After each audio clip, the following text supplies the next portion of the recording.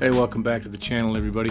Please leave a like and subscribe if you haven't already. This is probably the biggest way you can help out the channel. Now, with all that out of the way, let's see what we got today.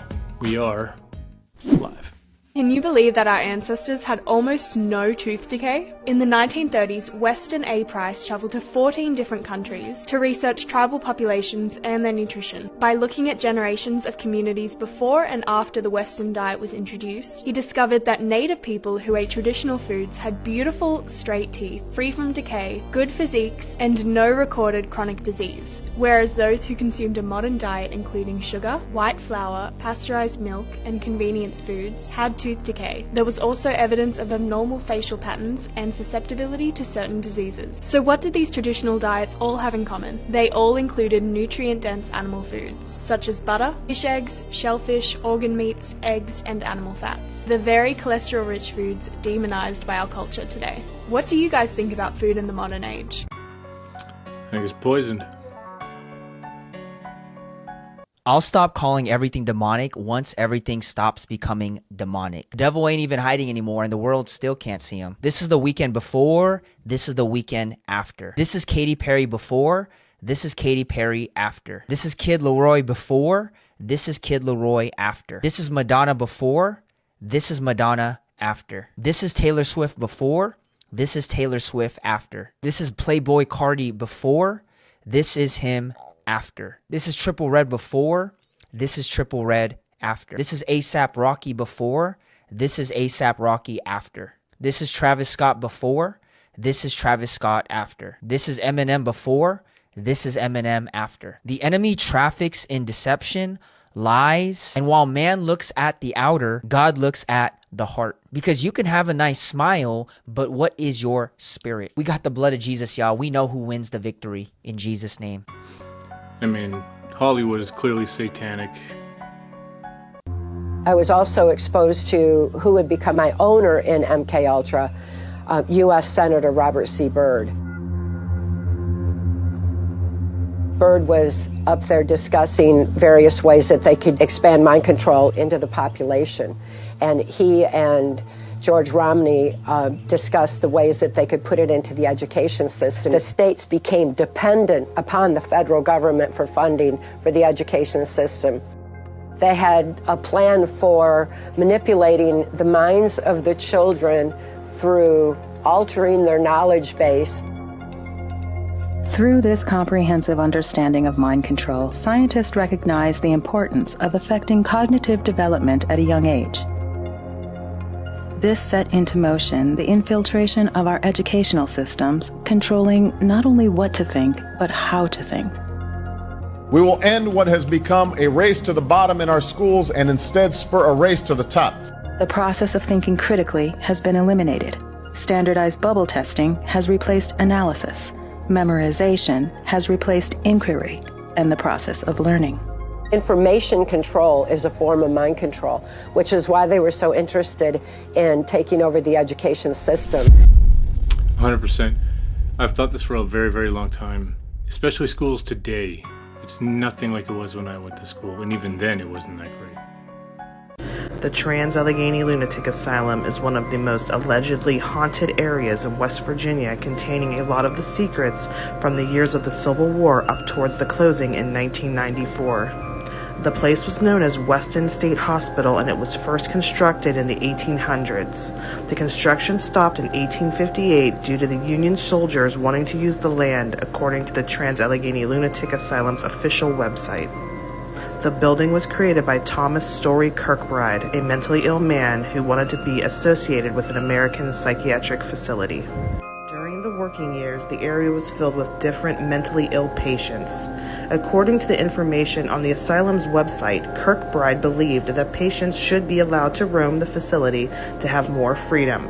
He believed that letting them roam would help them be cured of their illness. The place was able to contain 250 people in their rooms comfortably. In 1863, tragedy struck the hospital. Due to an increase in mental health diagnosis, the hospital was overrun with 500 more patients with different problems. The hospital could hardly keep up with the patients, and conditions started to decline rapidly. Patients were crammed together with 4 or 5 in one small room that could only fit one person. By 1938, the asylum was 6 times over capacity. The patients were running wild and they were out of control. They hardly had anywhere to keep any more patients. The food supplies were running low and the conditions were declining. At the peak of the 1950s, the hospital contained 2,600 patients. According to the asylum's website, the patients were sleeping on the floor and in freezing rooms with no furniture or heat. The windows were covered in grime and mold. The wallpaper was peeling from decay. It was 10 times over capacity. During this era, the place began experimental lobotomies. The place performed over 4,000 lobotomies, which left some healthy patients with brain damage and hemorrhages. The ice pick method involves slipping a thin pointed rod like an ice pick into the patient and using a hammer to force it to sever the connective tissue in the frontal lobe of the brain, which resulted in a number of Trans-Allegheny is available for day tours as well as overnight ghost hunts. Wow, that's a really dark history. Seems to be par for the course. Welcome to the Pennhurst State School and Hospital, originally known as the Eastern Pennsylvania State Institution for the Feeble-Minded and Epileptic. In its later years, it was known as the Shame of Pennsylvania. On November 23, 1908, patient number 1 was admitted to the hospital. Within 4 years of operation, Pennhurst was overcrowded and under pressure to admit immigrants, orphans, and criminals. Residents were classified into mental categories of imbecile or insane, into physical categories of epileptic or healthy, and into dental categories of good, poor, or treated teeth when admitted. Residents were assigned to mattress making, shoemaking and repair, grading, farming, laundry, domestic duties, sewing, baking, butchering, painting, and working in the store. These jobs were to provide a self-sustaining community. In 1968, conditions at Pennhurst were exposed in a 5-part television series report anchored by local WCAU-TV correspondent Bill Baldini.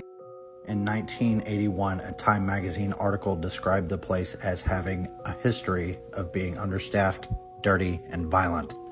In 1983, 9 employees were indicted on charges ranging from slapping and beating patients, some of which included in wheelchairs, to arranging for patients to assault each other. Closing in 1987, over 1,100 patients moved into small community homes called community living arrangements. Reopening in 2010 as the Pennhurst Asylum Haunted House, they offer daytime history tours, photography tours, and overnight paranormal investigations. There is no trespassing here. Make sure to go to pennhurstasylum.com in order to book an overnight or a tour. Could you stay in these facilities by yourself? Wouldn't want to. I feel like places like that, they absorb that kind of energy and it just takes on a weird energy. Between 1854 and 1929, nearly 250,000 orphaned children were resettled under what came to be known as the Orphan Train. A man that went by the name Charles Loring Brace was the first Freemason in charge of the Orphan Train movement in the USA. After the reset, many cities were completely empty. These cities were actually found by Masons first. They organized the World Fairs, which seemed like camps since everyone had a passport number and they would hold it up like an inmate. However, they repopulated these empty cities with children and families from around the world from 1854 to 1929. This operation took children from their parents from several countries and many states here in the USA. These children were stolen and bought and sold into slavery. What better way to repopulate these empty cities and indoctrinate these children? And while researching this topic, it dawned on me, doesn't Disney always have motherless children or there's orphans? So I decided to look into it. 56 of 140 animated feature films distributed by Disney since 1937 have characters who are orphans or has a missing or single parent or their parents were killed. We know why Disney keeps killing parents, and the predictive programming always goes pretty deep. And at the same time of the whole orphan train operation, we see that there were many insane asylums, and that's where they put possibly their parents, all the woke people, the people that were red-pilled and wouldn't go along with the programming. That's why they got treatments and lobotomies. 100%. That's what I believe. Makes sense. You remember the Cabbage Patch babies, right? Cabbage Patch Kids, those cute dolls that everybody was going crazy for. Did you know they have a dark history? And I'm not talking about the one where people were breaking their legs and fighting out in public to buy theirs.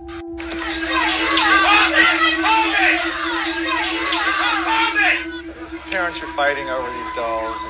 What we believe were just cute little dolls actually comes from a dark history where people truly believed that you could go and pick your baby out of a cabbage field. People had no idea how babies were made or where they came from. The farmers would plant seeds, and then the couple would go and pick their baby out of a crop.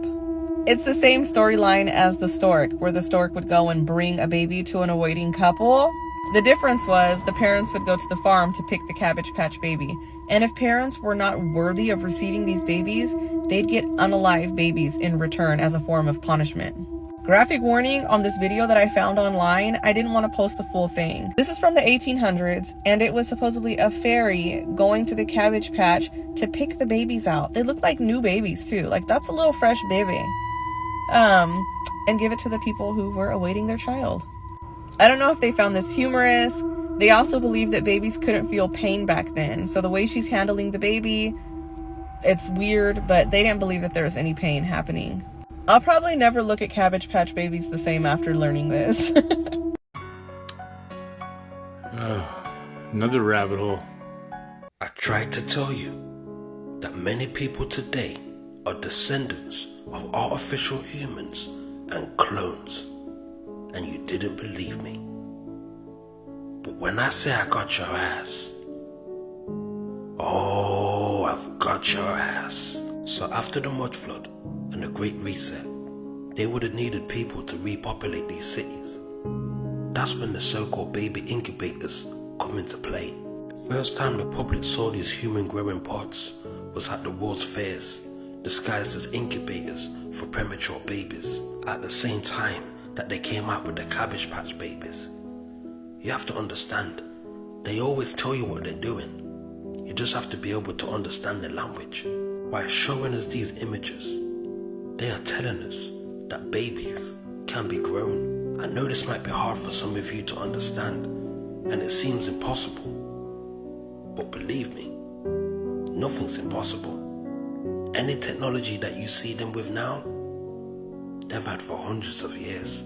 So when you wonder where all these children came from in the orphan trains, and why there was no parents, because these children were artificially grown. Oh my days. Very interesting. Let's question history. The 1893 Chicago World Fair, also known as the Columbian Exposition. It took place over an area of over 690 acres and was up and running for 6 months from May to October of 1893. And just look at the beauty of it. Wow. It truly looks more like it could be Rome or Athens. Good time to mention that they built all of this in less than 3 years, including all the canals, the lagoons, the statues, the parks, the bridges, the walkways, and of course the over 200 buildings. Now, all of this was deliberately built to be temporary. They don't look that temporary to me. Only 5 buildings of the fair stand today. One of them is the Palace of Fine Arts, which was rebuilt with permanent materials in 1933. Which gets me to think, how does a building that is designed to be temporary and last 6 months stand for 39 years and is then rebuilt in permanent materials in a year? How? Of the other 4 buildings that survived, one of them is still in Chicago. The other 3 buildings were somehow transported to Brookline, Blue Mounds, and Poland Springs. How? Well, how in general is the only question I have in mind looking at all of this. There's also electricity. In 1893, this entire fair was lit up. So the one question I have really is, how did we do that? And were those buildings possibly there before? I honestly don't know what to say. I'd love to hear your thoughts, but I'm just puzzled. I think they were there before. There's all these orphans and all these people who are kind of put into this World Fair. And here's the most interesting thing. Baby incubators. So when we get into the whole Cabbage Patch Kids and all the babies and everything that was already here, this is the baby incubators. And here's another video, or another picture of the baby incubators. And what's interesting is they're sitting in fireproof buildings. That's what this talks about. But all these world fairs always burn down. You know, there's all these fires that take out these world fairs. So with the fireproof buildings, doesn't make a lot of sense, that's for sure. And then here's how babies were being grown. The whole Cabbage Patch situation. Because they were all somehow premature babies, which doesn't make a lot of sense. The whole orphan trains. But the 1904 World Fair had it all on display. And it even says on the bottom of this that there were trained nurses, and the demonstrators explained to the visitors how the incubators helped the babies and were in fact there to take care of the children. So when you get into St. Louis and that whole thing, baby incubators. Chicago World Fair, baby incubators. Philadelphia, New York City, London, Vienna, all the different places. That's how they were populating things.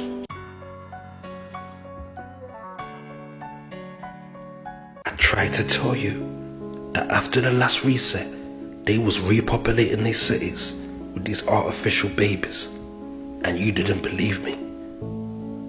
But when I say I got your ass, oh, I've got your ass. This is a postcard from 1910, and the message can't be any more clearer. It literally shows a machine with the words repopulation, and the man has a lock and the woman has the key. And if you think that's weird, then listen to this. There was a time when people used the postal service to mail their children. In the early days of the US Parcel Service, there weren't clear guidelines at what you could and couldn't mail. In January 1913, one Ohio couple took advantage of the US Postal Service's new parcel service to make a very special delivery. Their infant son. I mean, come on. What kind of unhumane thing is this? So once upon a time, it was legal to mail a baby in the United States.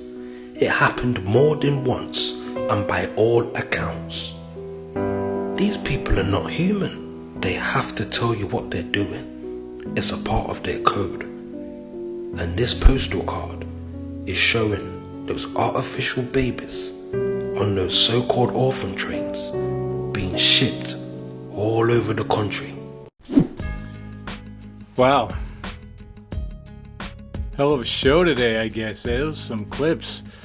I mean, this Cabbage Patch hole is something we're going to have to go down a little bit further and get a little bit more information on that. I'm very intrigued to see how this all ties into everything. A little bit more into the World's Fair too. You know, a lot of people think, even in the truth community, that they were in fact plywood, but I know that some of those remaining buildings are made out of limestone, so I don't know, could be some cover up there.